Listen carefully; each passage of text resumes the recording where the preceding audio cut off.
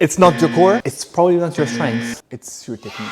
The reason why you can't reach the wall when you kick up against it is because you don't understand the kick up, because you were never explained. So I've decided to create not a video, but a video series taking you from zero to hero, from not being able to reach the wall to being able to tuck up and straddle up freestanding. The kick up is one of the 8 components of the handstand puzzle, and arguably the most important one. Now, unfortunately, some of us are born with the kick up curse. And when they try to kick up against the wall, nothing happens. They seem to be stuck here,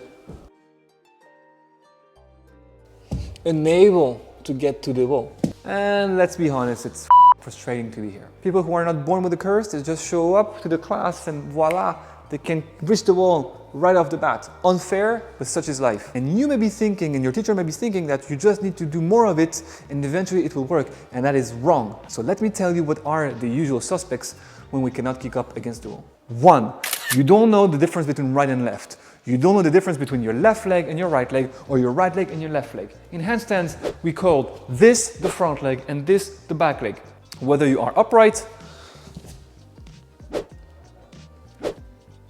or upside down. The front leg and the back leg don't do the same thing when you kick up. The timing at which they do their thing is not even the same. So if you're swinging both legs in the air, hoping that it will stick, it will not stick. We have to work on those two things separately. The back leg swings as if you were kicking up somebody in the face behind you, like so. The front leg pushes as if you were trying to jump over a set of boxes with only one leg. That's how explosive this leg has to be. When the kick up pushes, we have to use all the joints at our disposal here. The hip, the knee, the ankle, the toes. They all have to propel us upwards. So if you kick up and you're merely bending the leg here, or pushing on the knee but not using your ankle, or using your ankle but not using your knee nor your toes, you're missing out. You're missing out on propelling power, and that's why you don't get to the wall. So the back leg kicks, the front leg pushes. The timing is not the same. The back leg kicks first, the front leg pushes second. Kick and push. Kick and push. Not kick push. If I was you, I would put more attention on the front leg, which is usually the one that beginners don't work on. The front leg also makes your shoulders move forward. And if you saw that video, you would know how important that is. If your shoulders don't go forward, you will keep doing this. And no matter how good your legs are, you will never get to the wall and you will never get to your handstand. And last but not least, the one thing that nobody talks about.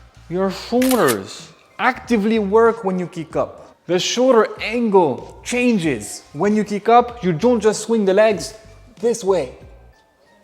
It's much harder to reach the wall because your pelvis is stuck. If you learn to move your pelvis overhead, your kick up will be much easier. You won't have to push nearly as hard with your legs. How do we move the pelvis overhead? Not by twerking. This is only gonna give you this kind of motion, which if you're a beginner, you know. You wanna drive the butt out, and to do so, we have to use our shoulders. Put your hands like this in front of you, elbow straight. Do it with me. If you don't know what close and open is, I'm gonna tell you right now. Look at this here. Imagine a little mouth with the teeth here and the teeth there. When you do this, the mouth closes. When you do this, you're opening your mouth. This is your armpit. It's opening and closing, opening and closing. That is what open and closed shoulders are. That is what shoulder flexion and extension is about. When you kick up, the more you can flex the shoulders, the more you can open the armpits, the easier it is to land on the wall. If I kick up against the wall and I don't use my shoulders,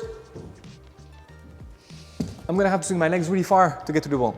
And it's gonna give you this ugly line you don't want anyway. So what you wanna do is bring your chest towards the wall behind you. If you had the laser here, you want that laser to be pointing at the wall behind you, not at the floor. Look, my laser is looking at the floor. My laser is looking at the wall. You want to practice this pattern day and night as much as you can while being respectful of your wrists. This is literally the most important motor pattern when it comes to handstands for the next 5 years. And to find out how we can drill that with specific exercises and learn to use our legs better, check the link below. Now, once you understood that, and with a carefully crafted plan, you can work on using your back leg, your front leg, and your shoulders better, which will convert this into this, into that. Because yes, we don't go from 0 to 100 in one day. Importantly, touching the wall is gonna soothe your brain with the very idea that you're going upside down and this is not the end of your life. You're not weak, you're afraid.